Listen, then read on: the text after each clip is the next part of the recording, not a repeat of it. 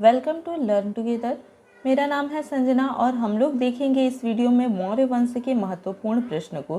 तो इस वीडियो में हम लोग मौर्य वंश से संबंधित कुछ महत्वपूर्ण प्रश्नों को देखेंगे जो कि बिहार शिक्षक भर्ती, बिहार दरोगा या फिर बिहार एसएससी बीएसएससी या फिर अन्य सभी कंपटीशन के परीक्षाओं के लिए महत्वपूर्ण है। यानी कि मौर्य वंश के जो भी प्रश्न आएंगे वो लगभग इससे बाहर के नहीं आने वाले हैं। हर कॉम्पिटिटिव एग्ज़ाम में ये जो होगा वो ज़रूरी हो जाएगा, चाहे वो बिहार शिक्षक भर्ती हो, बिहार दरोगा हो, बिहार एसएससी हो या फिर कोई अदर एग्ज़ाम हो, सभी में ये महत्वपूर्ण होगा। तो इस वीडियो को हम लोग आगे लेकर के चलते हैं, लेकिन इससे पहले ये कहना चाहूँगी कि आप लोग वीडियो में लास्ट तक बने रहिएगा ताकि आप लोगों को इन सारे क्वेश्चंस के आंसर मिल सके और इसका लाभ आप लोगों को भी मिल सके, क्योंकि इस चीज़ की गारंटी है कि क्वेश्चन जो है वो इसके इर्द गिर्द ही रहेंगे, इसके बाहर के क्वेश्चन नहीं रहने वाले हैं। तो आप लोग इस वीडियो को ध्यान से देखिएगा और कॉमेंट करके बताइएगा कि वीडियो कैसा लगा। आते हैं अपने प्रश्न पर। प्रश्न हमारा यहाँ पर है कि चाणक्य का अन्य नाम क्या था। चाणक्य का अन्य नाम क्या था? तो हम लोग देखेंगे यहाँ पर कि चाणक्य का अन्य नाम क्या था। तो क्या चाणक्य का नाम भट्ट स्वामी था, विष्णुगुप्त था, राजशेखर था या फिर विशाखदत्त था? चाणक्य का क्या नाम था, अन्य नाम क्या था? तो हम लोग देखेंगे कि यहाँ पर चाणक्य का जो अन्य नाम था वो विष्णुगुप्त था। क्या था? विष्णुगुप्त था। चाणक्य का एक और नाम है जिसे हम लोग क्या कहते हैं, कौटिल्य कहते हैं। क्या कहते हैं? कौटिल्य के नाम से भी चाणक्य को जाना जाता है। तो चाणक्य को चाणक्य, विष्णुगुप्त या फिर कौटिल्य के नाम से जाना जाता है। निम्नलिखित में किसकी तुलना मैकियावेली के प्रिंस से की जाती है? तो इसमें से किसकी तुलना जो है वो मैकियावेली के प्रिंस से की जाती है? तो मैकियावेली की एक पुस्तक है जिसका नाम है द प्रिंस। मैकियावेली का एक पुस्तक यानी कि ग्रंथ भी हो सकता है, उसका नाम है द प्रिंस। तो इसकी तुलना किससे की जाती है? तो इसकी तुलना कालिदास का मालविका अग्निमित्रम से की जाती है, कौटिल्य के अर्थशास्त्र से की जाती है, वात्स्यायन के कामसूत्र से की जाती है या फिर तिरुवल्लुवर के तिरुक्कलर से की जाती है। किससे की जाती है? तो यहाँ पर सही जवाब होगा वो क्या होगा कि मैकियावेली के द प्रिंस की तुलना जो है वो कौटिल्य के अर्थशास्त्र से की जाती है। Right answer option B. यहाँ पर हम लोग देखेंगे कि मैकियावेली की तुलना कौटिल्य से और अर्थशास्त्र की तुलना प्रिंस से यानी द प्रिंस से भी की जाती है। तो अगर इस क्वेश्चन को अलग अलग करके पूछे तो भी इसका आंसर आप लोग देने के लिए एलिजिबल होंगे। वह शासक कौन था जिसने राज सिंहासन पर बैठने के लिए अपने बड़े भाई सुसीम की हत्या की थी? वह शासक कौन था जिसने सिंहासन पर बैठने के लिए अपने बड़े भाई की हत्या की थी? तो वो कौन था? अशोक था, अजातशत्रु था, कनिष्क था या फिर श्रीमुख था? इनमें से कौन था? तो हम लोग देखेंगे कि अशोक के बड़े भाई का नाम सुसीम था। अशोक के बड़े भाई का क्या नाम था? सुसीम नाम था। ठीक है, और अशोक ने ही अपने बड़े भाई सुसीम की हत्या की और उसके बाद वो सिंहासन पर बैठा। तो राइट आंसर ऑप्शन ए। निम्नलिखित में सम्राट अशोक की वह पत्नी कौन थी जिसने उसको प्रभावित किया था? सम्राट अशोक की वह पत्नी जिसने उसको प्रभावित किया था तो वो कौन सी पत्नी थी? चंडालिका थी, चारुलता थी, गौतमी थी या फिर कारुवाकी थी?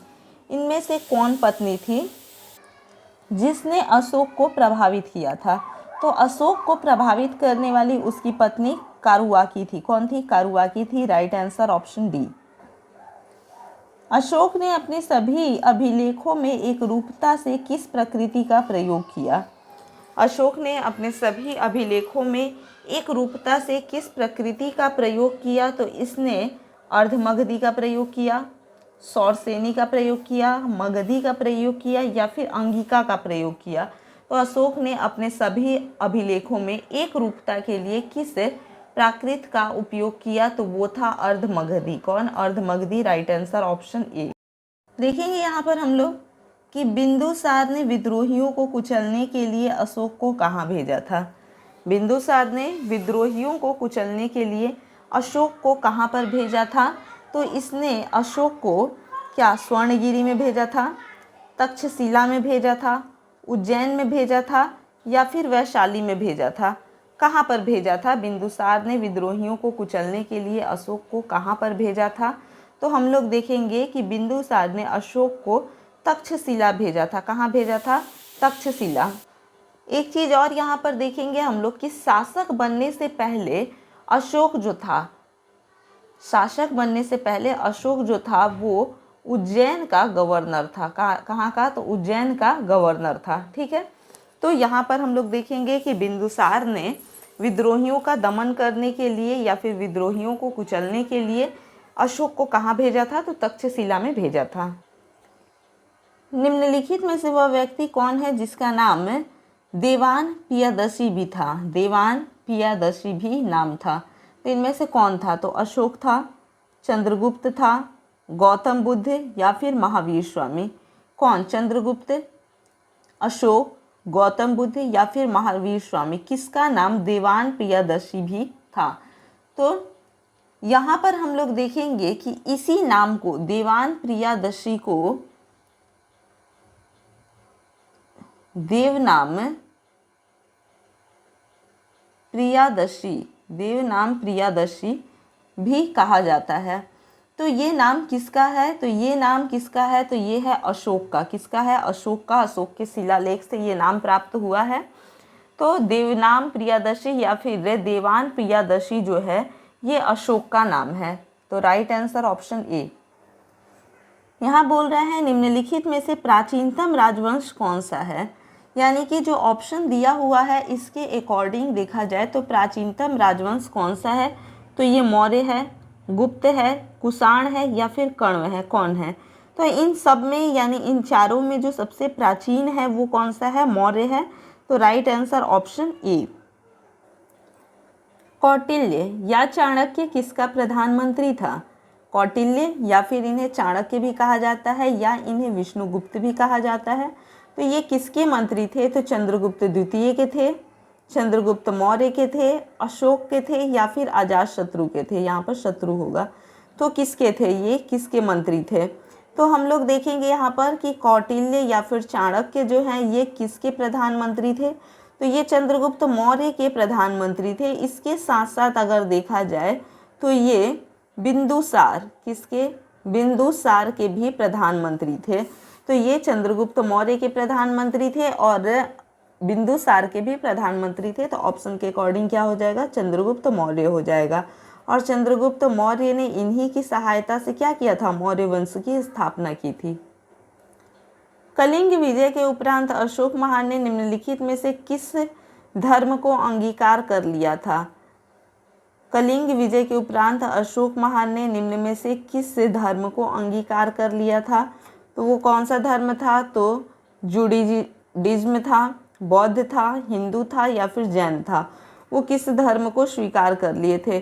तो अशोक ने कलिंग विजय के उपरांत बौद्ध धर्म को स्वीकार कर लिया था। किस धर्म को? बौद्ध धर्म को। क्योंकि वहाँ पर महान यानी भीषण जनसंहार को देख करके उनका हृदय पिघल गया और हृदय परिवर्तित हो गया और उसके बाद उन्होंने बौद्ध धर्म को अपनाया और कभी ना युद्ध करने की प्रतिज्ञा ली।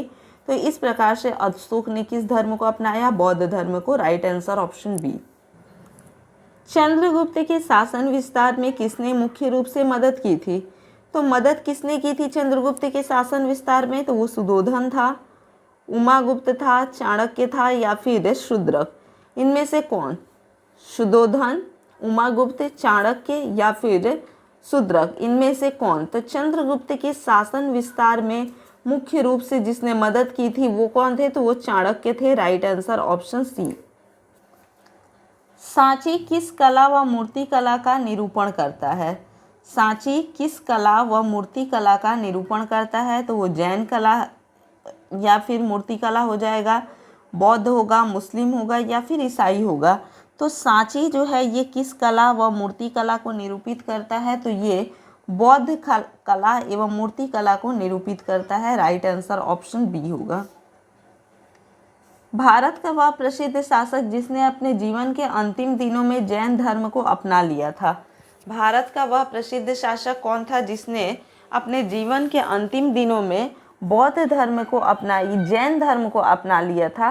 तो जैन धर्म को अपनाने वाला इनमें से कौन शासक था? चंद्रगुप्त मौर्य था, अशोक था, समुद्रगुप्त था या फिर बिंदुसार था? इनमें से कौन था? तो अपने शासन के अंतिम दिनों में जैन धर्म को अपनाने वाला जो था वो कौन था? तो चंद्रगुप्त मौर्य था। कौन था? चंद्रगुप्त मौर्य था। भद्रबाहु से इसने दीक्षा ली और उसके बाद से कर्नाटक के श्रवणबेलागोला में जा करके और वहाँ पर जैन परंपरा के अनुसार अपने शरीर का त्याग भी किया था। निम्नलिखित में से किस मौर्य राजा ने दक्कन की विजय प्राप्त की थी? तो वो कौन सा मौर्य राजा था इनमें से जिसने दक्कन की विजय को प्राप्त की थी? वो अशोक था, चंद्रगुप्त मौर्य था या फिर बिंदुसार था या फिर कुणाल था? कौन था? कौन सा मौर्य शासक था जिसने दक्कन की विजय को प्राप्त की थी? तो ये चंद्रगुप्त मौर्य था। कौन था? चंद्रगुप्त मौर्य था जिसने दक्कन की विजय को प्राप्त की थी। Right answer option B. Megasthenes ने भारतीय समाज को कितनी श्रेणियों में विभाजित किया? तो मेगास्थनीज जो था उसने भारतीय समाज को कितनी श्रेणियों में विभाजित किया? 4 श्रेणियों में, 5 श्रेणियों में, 6 श्रेणियों में या फिर 7 श्रेणियों में? तो मेगास्थनीज ने भारत को 7 श्रेणियों में विभाजित किया। Right answer option D. Maurya साम्राज्य की स्थापना किसने की? मौर्य साम्राज्य की स्थापना बिंदुसार ने की, चंद्रगुप्त मौर्य ने की, अशोक ने की या फिर बिंबिसार ने की? किसने की मौर्य साम्राज्य की स्थापना? तो मौर्य साम्राज्य की स्थापना जो है ये चंद्रगुप्त मौर्य ने की। किसने की? तो चंद्रगुप्त मौर्य ने मौर्य साम्राज्य की स्थापना की चाणक्य की मदद से। प्राचीन भारत का वह प्रसिद्ध शासक जिसने अपने जीवन के अंतिम दिनों में जैन धर्म को अपनाया था? तो जैन धर्म को अपनाने वाला शासक कौन सा था? तो वो चंद्रगुप्त मौर्य था, अशोक था, समुद्रगुप्त था या फिर बिंदुसार था? तो अपने शासन के अंतिम दिनों में जैन धर्म को किसने अपनाया था? चंद्रगुप्त मौर्य ने अपनाया था। राइट आंसर ऑप्शन ए। मौर्य साम्राज्य में प्रचलित मुद्रा का नाम क्या था? मौर्य साम्राज्य में जो मुद्रा प्रचलित थी उसका नाम क्या था? पण, तौल, काकड़ी या फिर दिनार? इनमें से क्या था? तो मौर्य साम्राज्य में जो प्रचलित मुद्रा थी उसका नाम था पण। क्या था? पण। और ये किस चीज़ का होता था? तो ये होता था चांदी का। किसका होता था? चांदी का होता था। निम्नांकित में से कौन मौर्य वंश का शासक नहीं है? इनमें से बताना है कि मौर्य वंश का शासक कौन सा नहीं है। तो अजातशत्रु, चंद्रगुप्त मौर्य, अशोक, बिंदुसार, इनमें से कौन होगा जो कि मौर्य वंश का शासक नहीं है? तो चंद्रगुप्त मौर्य वंश का संस्थापक है, इसका पुत्र है बिंदुसार और बिंदुसार का पुत्र है अशोक। तो ये तीनों मौर्य वंश से संबंधित हो जाते हैं, लेकिन यहाँ पर अजातशत्रु की बात करें तो ये मौर्य वंश से संबंधित नहीं है। तो राइट आंसर ऑप्शन ए अजातशत्रु। निम्नलिखित में से अशोक का उत्तराधिकारी कौन था? अशोक का उत्तराधिकारी कुणाल था, बिंदुसार था, राहुल था या फिर इनमें से कोई नहीं? कौन था अशोक का उत्तराधिकारी? तो अशोक का उत्तराधिकारी कुणाल था। राइट आंसर ऑप्शन ए। मुद्रा राक्षस के लेखक निम्न में से कौन है? मुद्रा राक्षस के लेखक को बताना है। तो ये कौन थे? तो ये क्या अश्वघोष थे, विशाख दत्त थे, कालिदास थे या फिर भास थे? कौन थे? तो मुद्रा राक्षस के जो लेखक हैं वो कोई और नहीं बल्कि विशाख दत्त थे। कौन थे? विशाख दत्त। तो right answer option B. Vishakhadatta के प्राचीन भारतीय नाटक मुद्रा राक्षस की विशाख दत्त के प्राचीन भारतीय नाटक मुद्रा राक्षस की विषय वस्तु है। मुद्रा राक्षस की विषय वस्तु क्या है? तो ये क्या है? प्राचीन हिंदू जनश्रुति के देवताओं और राक्षसों के बीच संघर्ष के बारे में इसमें कहा गया है, या फिर एक आर्य राजकुमार और एक कबीलाई महिला की प्रेम कथा के बारे में कहा गया है, या 2 आय कबीलों के बीच सत्ता के संघर्ष की कथा के बारे में कहा गया है, या फिर चंद्रगुप्त मौर्य के दरबार समय में राज दरबार में दुर्भी संधियों के बारे में कहा गया है? तो किस बारे में बताया गया है मुद्रा राक्षस में? तो मुद्रा राक्षस जो है ये विशाख दत्त द्वारा लिखी गई है और इसमें चंद्रगुप्त मौर्य के समय में राज दरबार की दुर्भी संधियों के बारे में कहा गया है। Right answer option D. Malwa, Gujarat एवं महाराष्ट्र किस शासक ने पहली बार जीते? मालवा, गुजरात एवं महाराष्ट्र जीतने वाला पहला शासक क्या हर्ष था, स्कंदगुप्त था, विक्रमादित्य था या फिर चंद्रगुप्त मौर्य था? इनमें से कौन था? तो इनमें से अगर हम लोग बात करते हैं तो मालवा, गुजरात एवं महाराष्ट्र को जीतने वाला जो पहला शासक था वो चंद्रगुप्त मौर्य था। कौन था? Chandragupta Maurya. Right answer option D.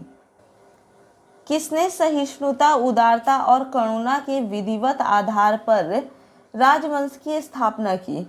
सहिष्णुता, उदारता और करुणा के त्रिविध आधार पर राजवंश की स्थापना किसने की? तो ये अशोक था, अकबर था, रणजीत सिंह या फिर शिवाजी? इनमें से कौन? तो इसका सही जवाब जो होगा वो क्या होगा? अशोक होगा। राइट आंसर ऑप्शन ए। निम्नलिखित किस शहर में अशोक के शिलालेख नहीं है? तो अशोक के शिलालेख कहाँ नहीं है? गिरनार में नहीं है, कंधार में नहीं है, पाटलिपुत्र में नहीं है या फिर टोपरा में नहीं है? तो यहाँ पर हम लोग देखेंगे कि अशोक का जो शिलालेख है वो उसकी राजधानी पाटलिपुत्र में ही नहीं थी। तो right answer option C, Pataliputra. Arthashastra का लेखक समकालीन था। अर्थशास्त्र का लेखक समकालीन था। तो अर्थशास्त्र का जो लेखक था वो किसके समकालीन था? अशोक के, चंद्रगुप्त के, चंद्रगुप्त विक्रमादित्य या फिर समुद्रगुप्त का? किसका समकालीन था? तो हम लोग देखेंगे कि अर्थशास्त्र का जो लेखक था वो कौन था? तो चाणक्य था। कौन था? चाणक्य था अर्थशास्त्र का लेखक, जिसे हम लोग कौटिल्य या फिर विष्णुगुप्त के नाम से भी जानते हैं। और ये चाणक्य जो था ये किसका समकालीन था? तो ये समकालीन था चंद्रगुप्त का। किसका समकालीन था? चंद्रगुप्त का समकालीन था। तो right answer option B, Chandragupta. Nanda वंश के पश्चात मगध पर किस राजवंश ने शासन किया? तो नंद वंश के पश्चात मगध पर मौर्य ने शासन किया, शुंग ने शासन किया, गुप्त ने शासन किया या फिर कुषाण ने शासन किया? तो मौर्य वंश के बाद अगर हम लोग देखेंगे तो नंद वंश के बाद अगर हम लोग देखेंगे तो यहाँ पर मौर्य वंश ने शासन किया। किसने किया? मौर्य वंश ने शासन किया। नंद वंश का जो अंतिम शासक था घनानंद। कौन था नंद वंश का अंतिम शासक? तो घनानंद था। और घनानंद की हत्या किसने की? तो घनानंद की हत्या जो है वो चंद्रगुप्त मौर्य ने करके और मगध पर मौर्य साम्राज्य की स्थापना की। तो इस प्रकार से नंद वंश के पश्चात मौर्य वंश का शासन स्थापित हुआ। मौर्य काल में शिक्षा का सर्वाधिक प्रसिद्ध केंद्र था। मौर्य काल में शिक्षा का जो सर्वाधिक प्रसिद्ध केंद्र था वो कौन सा था? वैशाली था, नालंदा था, तक्षशिला था या फिर उज्जैन था? क्या था? वैशाली, नालंदा, तक्षशिला या फिर उज्जैन? तो मौर्य काल में शिक्षा का जो सर्वाधिक प्रसिद्ध केंद्र था वो था तक्षशिला। कौन था? तक्षशिला था। तक्षशिला जो है ये वर्तमान में पाकिस्तान में है। वर्तमान में कहाँ पर है? तो ये पाकिस्तान में है। और इसी तक्षशिला में अध्यापक थे कौन? तो चाणक्य। कौन थे? चाणक्य जो थे वो इसी तक्षशिला में पढ़ाया करते थे। मेगास्थनीज की पुस्तक का नाम क्या है? मेगास्थनीज की पुस्तक का नाम क्या है? तो मेगास्थनीज कौन था? तो मेगास्थनीज जो था वो सेल्यूकस निकेटर का राजदूत था और ये चंद्रगुप्त मौर्य के दरबार में आया था। किसके दरबार में आया था? तो चंद्रगुप्त मौर्य के दरबार में ये आया था। और इसके बाद इसने यहाँ पर एक पुस्तक लिखी पाटलिपुत्र में रहकर। तो वो पुस्तक कौन सी थी? इंडिका। कौन सी थी? इंडिका। तो मेगास्थनीज की पुस्तक का नाम क्या है? अर्थशास्त्र है, ऋग्वेद है, पुराण है या फिर इंडिका है? तो इसकी पुस्तक का नाम है indica. Right answer option D. जिसके ग्रंथ में चंद्रगुप्त मौर्य का विशिष्ट रूप से वर्णन हुआ वह है? किस ग्रंथ में चंद्रगुप्त मौर्य का विशिष्ट रूप से वर्णन किया गया है? तो वो क्या है? भास, शूद्रक, विशाखदत्त या फिर अश्वघोष? किसके ग्रंथ में किया गया है? तो यहाँ पर हम लोग देखेंगे कि विशाखदत्त का जो ग्रंथ था मुद्रा राक्षस। विशाखदत्त का ग्रंथ का नाम है मुद्रा राक्षस। तो मुद्रा राक्षस में ही क्या है? चंद्रगुप्त मौर्य का विशिष्ट रूप से वर्णन हुआ है। वह स्रोत जिसमें पाटलिपुत्र के प्रशासन का वर्णन उपलब्ध है वह है? पाटलिपुत्र के प्रशासन का वर्णन किस में वह कौन सा स्रोत है जिसमें उपलब्ध है? तो वो क्या है? दिव्य वरदान है, अर्थशास्त्र है, इंडिका है, या फिर अशोक के शिलालेख है। पाटलिपुत्र के प्रशासन के बारे में किससे जानकारी मिलती है? तो ये मिलती है इंडिका से। इंडिका किसकी रचना है? तो इंडिका जो है वो मेगास्थनीज की रचना है। इंडिका जो है ये मेगास्थनीज की रचना है, और मेगास्थनीज जो है ये सेल्यूकस निकेटर का राजदूत हुआ करता था, और ये पटना में आकर के रहा था, यानी पाटलिपुत्र में रहा, और पाटलिपुत्र के प्रशासन का वर्णन इसने अपनी पुस्तक इंडिका में किया है।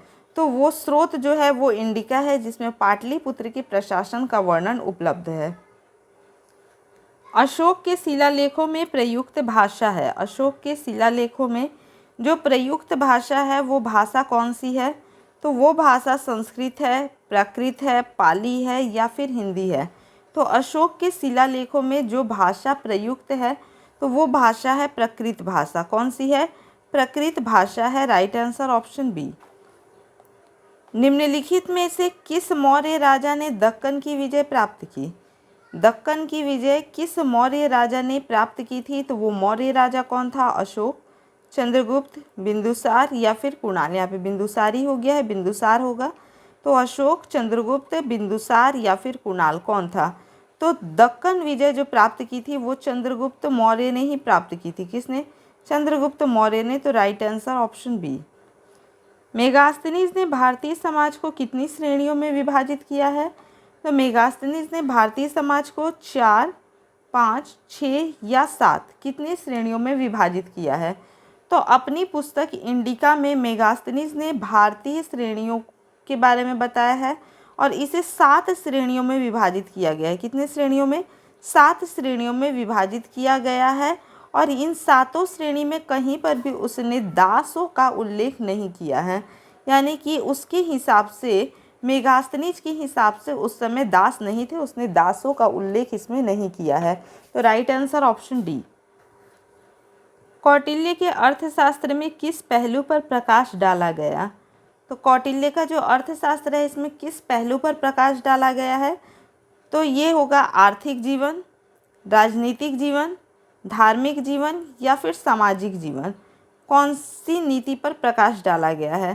तो हम लोग जैसे कि देखेंगे कि नाम से पता चलता है कि अर्थशास्त्र, तो इसमें अर्थशास्त्र से संबंधित कुछ भी नहीं है। ये राजनीतिक नीतियों की एक पुस्तक है, एक ग्रंथ है।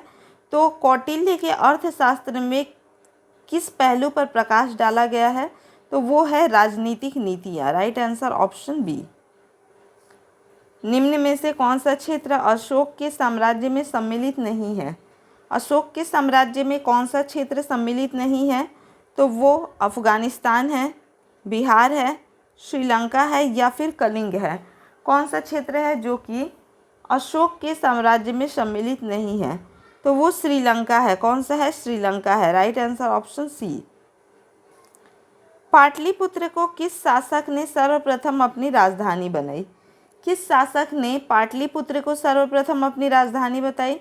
तो चंद्रगुप्त मौर्य ने, अशोक महान ने, चंद्रगुप्त विक्रमादित्य ने, या फिर कनिष्क ने। तो सबसे पहले यानी कि सर्वप्रथम अपनी राजधानी पाटलिपुत्र के किस शासक ने बनाई? तो यहाँ पर हम लोग देखेंगे चंद्रगुप्त मौर्य को। किसे? चंद्रगुप्त मौर्य को। राइट आंसर ऑप्शन ए। पाटलिपुत्र में स्थित चंद्रगुप्त का महल मुख्यतः बना था। मुख्यतः क्या चीज़ का बना हुआ था चंद्रगुप्त मौर्य का महल? ईंटों का, पत्थरों का, लकड़ियों का, या फिर मिट्टी का? तो चंद्रगुप्त मौर्य का जो महल था वो क्या चीज़ का बना था? तो ये बना था लकड़ियों का। किसका बना था? लकड़ियों का। Right answer option C. Barabar की गुफाओं का उपयोग किसने आश्रय गृह के रूप में किया? बराबर की गुफाओं का उपयोग किसने आश्रय गृह के रूप में किया? बराबर की गुफा जो है वो कहाँ पर है? तो वो जहानाबाद जिले में स्थित है। तो ये किसने आश्रय गृह के रूप में किया? तो आजीविकों ने, थारुओं ने, जैनों ने, या फिर तांत्रिकों ने। किसने किया? तो इसे गुफाओं को उपयोग आश्रय गृह के रूप में आजीविकों ने किया। राइट आंसर ऑप्शन ए। केवल वह स्तंभ जिसमें अशोक ने स्वयं को मगध का सम्राट बताया। केवल वह स्तंभ जिसमें अशोक ने मगध का सम्राट बताया खुद को, तो तो वो कौन सा है? मस्की का लघु स्तंभ है, रुमनदेय स्तंभ है, किन स्तंभ है या फिर भाब्रू स्तंभ है? किसमें अशोक ने स्वयं को मगध का सम्राट बताया है? तो वो भाब्रू अभिलेख है, भाब्रू स्तंभ लेख है। तो राइट आंसर ऑप्शन डी। प्रथम भारतीय साम्राज्य स्थापित किया गया।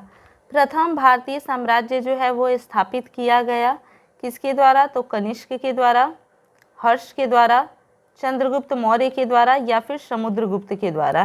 प्रथम भारतीय साम्राज्य जो स्थापित किया गया वो चंद्रगुप्त मौर्य के द्वारा किया गया। Right answer option C. Uttaranchal में अशोक का एक शिलालेख स्थित है। उत्तरांचल में अशोक का एक शिलालेख स्थित है जो कि कहाँ पर है? देवप्रयाग में, कालसी में, केदारनाथ में या फिर ऋषिकेश में? कहाँ पर है? तो उत्तरांचल में अशोक का एक शिलालेख स्थित है जो कि कालसी में स्थित है। कहाँ पर? कालसी में स्थित है। Right answer option B. Sanchi का स्तूप किसने बनवाया? तो सांची का स्तूप जो है ये किसने बनवाया? तो ये बनवाया अशोक ने, गौतम बुद्ध ने, चंद्रगुप्त ने या फिर खारगोन ने। किसने सांची का स्तूप बनवाया? तो सांची का स्तूप बनवाने वाला कौन था? अशोक था। राइट आंसर ऑप्शन ए। अशोक के शिलालेख को पढ़ने वाला प्रथम अंग्रेज कौन था? प्रथम अंग्रेज जिसने अशोक के शिलालेख को पढ़ा था वो कौन था?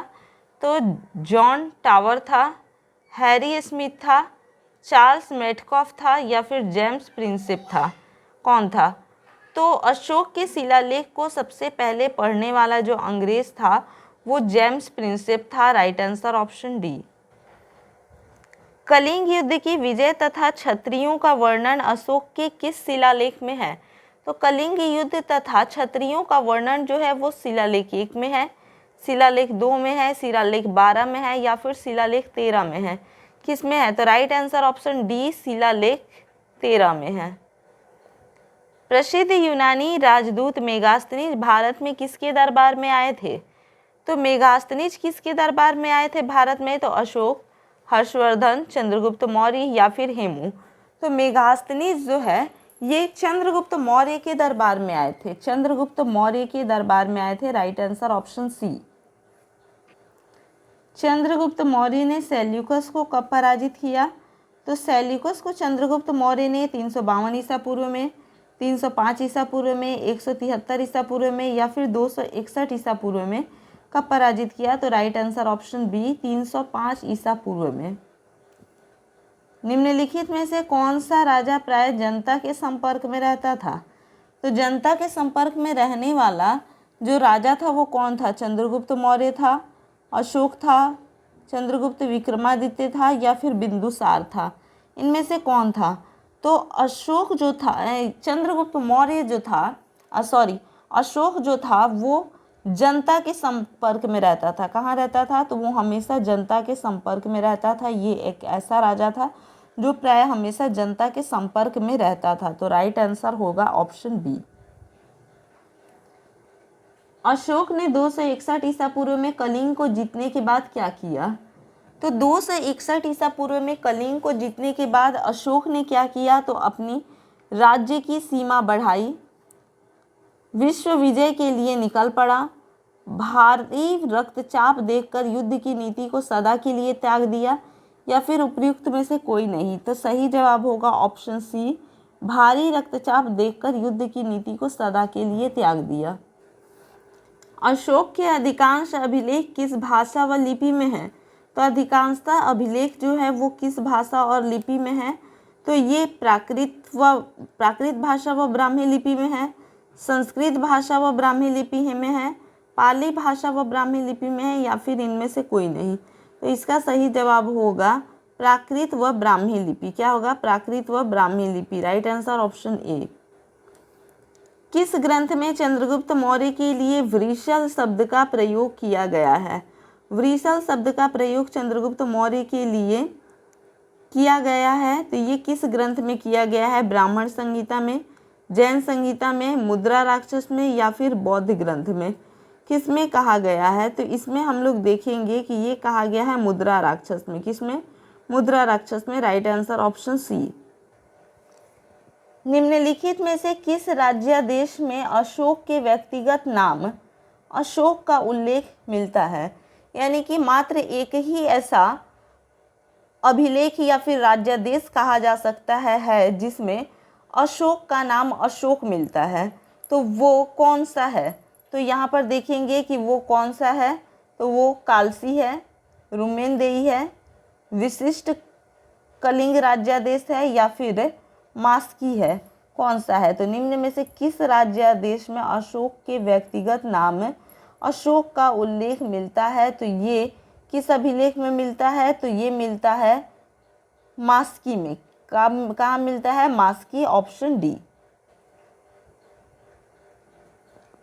निम्नलिखित वक्तव्यों में से कौन सा एक वक्तव्य अशोक के प्रस्तर स्तंभ के बारे में गलत है? तो जो गलत है उसे बताना है, बाकी सब इसमें सही दिया हुआ है। तो इस पर बढ़िया पॉलिश है, इस पर क्या है? बढ़िया पॉलिश है। तो ये बात सही है, इस पर बढ़िया पॉलिश है। ये अखंड है, ये भी बात सही है, ये अखंड है। स्तंभों का सेफ्ट सुंडाकार है, ये भी सही है कि सेफ्ट सुंडाकार है। अब अगला है, ये स्थापत्य संरचना का भाग है। तो स्थापत्य संरचना का भाग ये नहीं है। तो right answer option D. Srinagar की स्थापना किस मौर्य शासक ने की? तो किस मौर्य शासक ने श्रीनगर की स्थापना की? तो अशोक ने की, बिंदुसार ने की, चंद्रगुप्त ने की या फिर दशरथ ने की? किसने मौर्य श्रीनगर की स्थापना की? तो श्रीनगर की स्थापना अशोक के द्वारा किया गया था। किसके द्वारा? अशोक के द्वारा। राइट आंसर ऑप्शन ए। किस ग्रंथ में शूद्र के लिए आर्य शब्द का प्रयोग हुआ है? शूद्र के लिए आर्य शब्द का प्रयोग किस ग्रंथ में हुआ है? तो अर्थशास्त्र में, मुद्रा राक्षस में, अष्टाध्यायी में या फिर बृहद कथा मंजरी में? तो किसमें शूद्र के लिए आर्य शब्द का प्रयोग हुआ है? तो ये कौटिल्य द्वारा रचित अर्थशास्त्र में शूद्र के लिए आर्य शब्द का प्रयोग किया गया है। तो राइट आंसर ऑप्शन ए।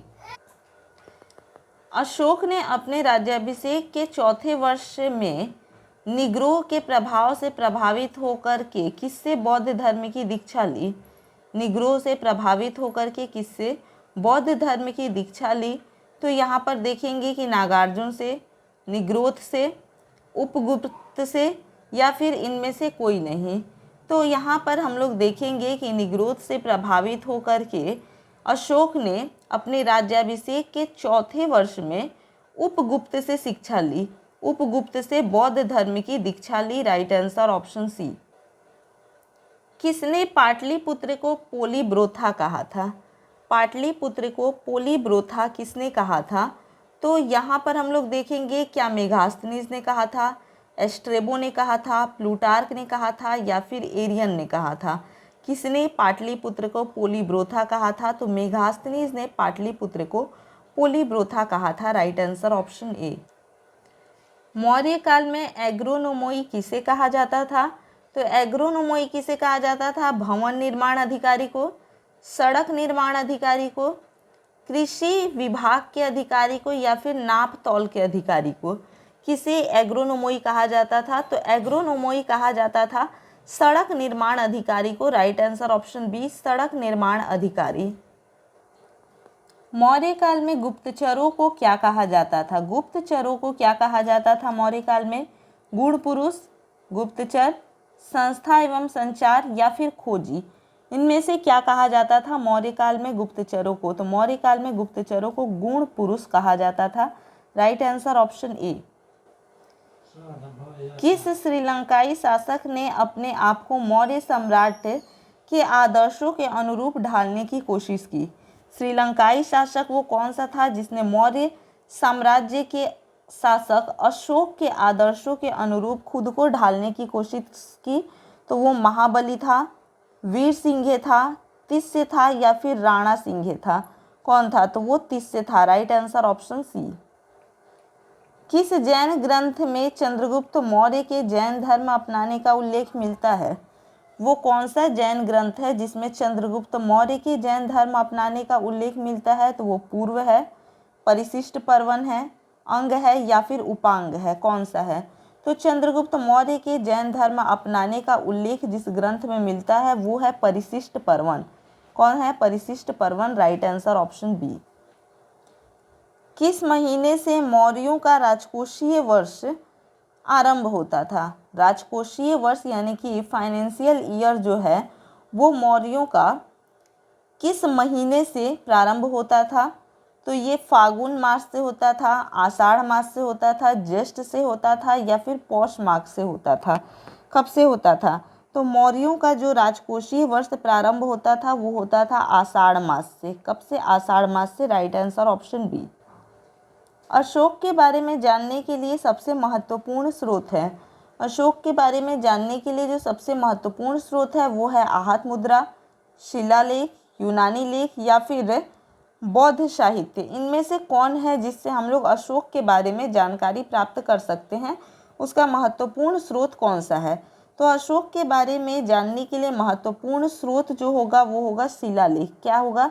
शिलालेख। Right answer option B.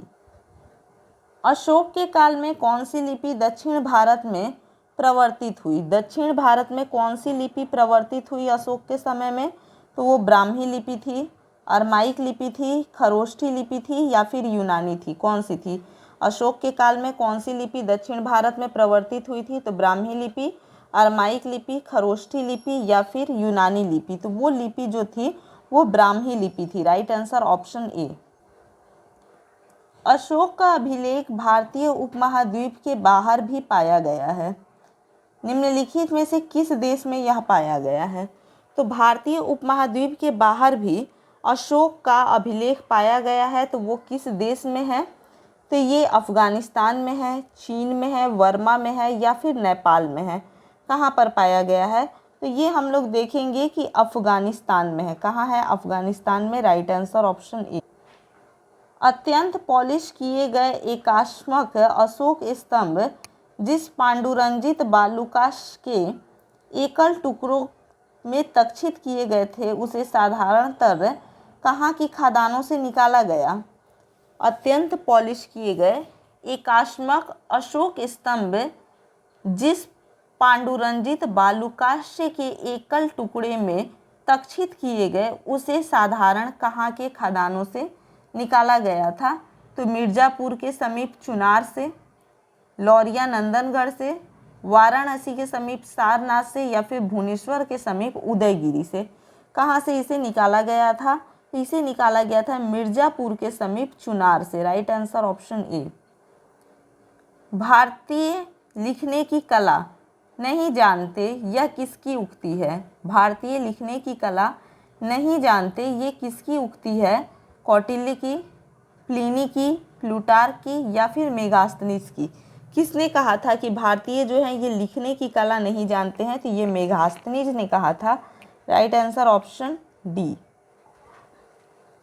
किस मौर्य सम्राट ने एक विदेशी राजा सरिया के एंटियोकस प्रथम से अंजीर, शराब और दार्शनिक का भारत भेजने का आग्रह किया था?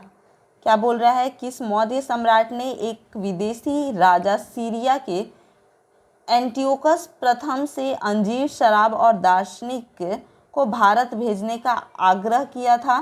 तो ये चंद्रगुप्त थे, बिंदुसार थे, अशोक थे या फिर कुणाल थे? इनमें से कौन थे? तो ये बिंदुसार थे। बिंदुसार ने एंटियोकस प्रथम से ये आग्रह किया था कि वो अंजीर, शराब और दार्शनिक को भारत भेजे। तो राइट आंसर होगा ऑप्शन बी। अशोक द्वारा कलिंग पर चढ़ाई की जानकारी के लिए कौन सबसे महत्वपूर्ण स्रोत है? तो अशोक के द्वारा कलिंग पर जो चढ़ाई की गई, कलिंग युद्ध या फिर कलिंग विजय कहा जा सकता है, उसका महत्वपूर्ण स्रोत कौन सा है? तो वो महावंश है, दिव्यावदान है, 13वां वृहत शिलालेख है या फिर 7वां स्तंभ अभिलेख है? कौन सा है? तो अशोक के कलिंग पर चढ़ाई की जानकारी हमें 13वां वृहद शिलालेख से प्राप्त होता है। Right answer option C. Bindusara की मृत्यु के समय अशोक किस प्रांत का गवर्नर था? तो बिंदुसार की मृत्यु के समय अशोक उज्जैन का गवर्नर था, तक्षशिला का गवर्नर था, सुवर्णगिरी का गवर्नर था या फिर तोसली का गवर्नर था? कहाँ का गवर्नर था ये? तो ये उज्जैन का गवर्नर था। राइट आंसर ऑप्शन ए। किस शिलालेख में अशोक ने यह घोषणा की कि सारी प्रजा मेरी संतान है? किस शिलालेख में ये घोषणा की गई थी कि सारी प्रजा जो है वो मेरी संतान है? तो पृथक कलिंग शिलालेख। इसके बाद से दूसरा वृहत शिलालेख, पांचवा वृहत शिलालेख या फिर बराबर गुफा का लेख है। किसमें जो है वो अशोक, किस शिलालेख में अशोक ने घोषणा करवाई थी कि सारी प्रजा जो है वो मेरी संतान है? तो ऐसा अशोक ने घोषणा करवाई थी अपने पृथक कलिंग शिलालेख में। राइट आंसर ऑप्शन ए। कौन सी घोषणा युद्ध और हिंसा के प्रति अशोक के आंतरिक दुख को स्पष्ट करता है? कौन सी घोषणा युद्ध और हिंसा के प्रति अशोक के आंतरिक दुख को स्पष्ट करता है? तो ये क्या गिरनार शिलालेख है, मनसेहरा शिलालेख है, पांचवा वृहत शिलालेख है या फिर कलिंग का पृथक शिलालेख है? तो इसका सही जवाब हो जाएगा ऑप्शन डी, कलिंग का पृथक शिलालेख।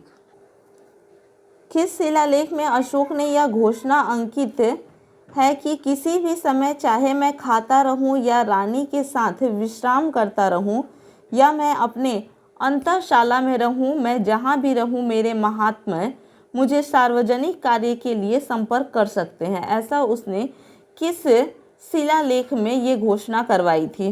तो अशोक ने ऐसा किस शिलालेख में कहवाया था? दूसरे शिलालेख में, चौथे शिलालेख में, पांचवें शिलालेख में या फिर छठवें शिलालेख में? क्या कहवाया था कि किस शिलालेख में अशोक ने कहवाया था कि किसी भी समय चाहे मैं खाता रहूं या रानी के साथ विश्राम करता रहूं या मैं अपने अंतःशाला में रहूं, मैं जहां भी रहूं मेरे महामात्य मुझे सार्वजनिक कार्य के लिए संपर्क कर सकते हैं? तो ऐसा अशोक ने अपने छठवें शिलालेख में उत्कीर्ण करवाया था। Right answer option D. निम्नलिखित में कौन अवरोही क्रम में मौर्य प्रशासन के अधिकारियों के नाम बताता है? मौर्य प्रशासन के अधिकारियों का नाम अवरोही क्रम में कौन बताता है इनमें से? तो यहाँ पर हम लोग देखेंगे कि प्रादेशिक, राजुक, युक्तक, राजुक, युक्तक, प्रादेशिक, प्रादेशिक, युक्तक, राजुक या फिर युक्तक, प्रादेशिक, राजुक, इनमें से कौन सा होगा? तो इसमें से होगा प्रादेशिक, युक्तक और राजुक। Right answer option C. विष्टि है, विष्टि क्या है? तो वैवाहिक अनुष्ठान है, बेगारी है, प्रांत है या फिर जिला है? विष्टि क्या है? तो विष्टि जो है ये बेगारी है। क्या है? बेगारी है। Right answer option B. Maurya काल में सीता से तात्पर्य है। सीता का क्या मतलब था मौर्य काल में? एक देवी, एक धार्मिक संप्रदाय, राजकीय भूमि से प्राप्त आय या फिर ऊसर भूमि? सीता से क्या तात्पर्य था? तो सीता से तात्पर्य था राजकीय भूमि से प्राप्त आय। Right answer option C. निम्नलिखित में मौर्य कला का सबसे अच्छा नमूना कौन है? मौर्य कला का सबसे अच्छा नमूना तो स्तंभ है, स्तूप है, गुफा निर्माण है या फिर चैत्य है? क्या है? स्तंभ है, स्तूप है, गुफा निर्माण है या फिर चैत्य है? कौन है निम्न में से मौर्य काल का सबसे अच्छा नमूना? इनमें से कौन है? तो ये हो जाएगा स्तंभ। क्या हो जाएगा? स्तंभ हो जाएगा। राइट आंसर ऑप्शन ए। कहाँ से प्राप्त अभिलेखों से मौर्य काल में अकाल, सूखा जैसे दैवी प्रकोप राज्य द्वारा राहत किए गए जाने का विवरण मिलता है? तो ये कहाँ के अभिलेख से प्राप्त होता है कि अकाल, सूखा जैसी दैवी प्रकोप राज्य द्वारा राहत कार्य किए गए थे? तो ये कहाँ से इसकी जानकारी मिलती है? तो महाराज्य बांग्लादेश और सोहगोरा उत्तर प्रदेश से, सोहगोरा और मस्की से, महास्थान और कालसी से, भाबरू और साबरदात से। तो ये कहाँ से मिलता है? तो ये महास्थान बांग्लादेश और सोहगरो उत्तर प्रदेश से मिलता है। राइट आंसर ऑप्शन ए। अशोक ने श्रीलंका में बौद्ध धर्म का प्रचार हेतु किसे भेजा था? तो अशोक ने श्रीलंका में बौद्ध धर्म के प्रचार हेतु किसे? महेंद्र को भेजा, संघमित्रा को भेजा, महेंद्र और संघमित्रा दोनों को भेजा या फिर महारक्षित को भेजा? किसे भेजा था? तो अशोक ने किसे भेजा? तो महेंद्र उसका पुत्र था और संघमित्रा अशोक की पुत्री थी और इन दोनों को ही इसने क्या किया था कि श्रीलंका में बौद्ध धर्म के प्रचार के लिए भेजा था। तो राइट आंसर हो जाएगा ऑप्शन सी, ए और बी दोनों। अशोक के मनसेहरा एवं शाहबाजगढ़ी से प्राप्त वृहत शिलालेखों में किस लिपि का प्रयोग किया गया है? अशोक के मनसेहरा जो कि पाकिस्तान में है एवं शहबाजगढ़ी ये भी पाकिस्तान में है से प्राप्त अभिलेखों में किस लिपि का प्रयोग किया गया? तो किस लिपि का प्रयोग हुआ? खरोष्टी का, संस्कृत का, तमिल का या फिर यूनानी का? किस लिपि का प्रयोग किया गया? तो इसमें खरोष्ठी लिपि का प्रयोग किया गया है। राइट आंसर ऑप्शन ए। कहाँ से अशोक ने द्विभाषाई ग्रीक और अरमाइक अभिलेख प्राप्त हुए हैं? द्विभाषाई ग्रीक और अरमाइक जो अभिलेख है ये प्राप्त हुए हैं, ये कहाँ से प्राप्त हुए हैं? तो ये शर-ए-कुना कंधार से प्राप्त हुआ है, मनसेहरा से प्राप्त हुआ है, कालसी से प्राप्त हुआ है या फिर कलिंग से प्राप्त हुआ है? कहाँ से प्राप्त हुआ है ये? तो ये प्राप्त हुआ है कंधार से, शर-ए-कुना कंधार से प्राप्त हुआ है। राइट आंसर ऑप्शन ए। कौटिल्य द्वारा रचित अर्थशास्त्र कितने अधिकरणों में विभाजित है? अर्थशास्त्र जो है ये कितने अधिकरणों में विभाजित है? 11, 12, 14 या फिर 15? कितने अधिकरणों में? तो ये है कौटिल्य द्वारा रचित जो अर्थशास्त्र है ये कुल 15 अधिकरणों में विभाजित है। Right answer option D. अर्थशास्त्र में उल्लेखित सप्तांग में शामिल थे। उल्लेखित सप्तांग में कौन सा शामिल था?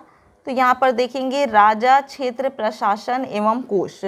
राजा, क्षेत्र, प्रशासन एवं कोश, संगीत, नृत्य, राग एवं मल्ल युद्ध, मंत्री, असैन्य सेवक, अधीनस्थ, मुद्रा निर्माण से संबंध कर्मचारी या फिर राजकुमार, आचार्य, व्यापारी एवं साधु।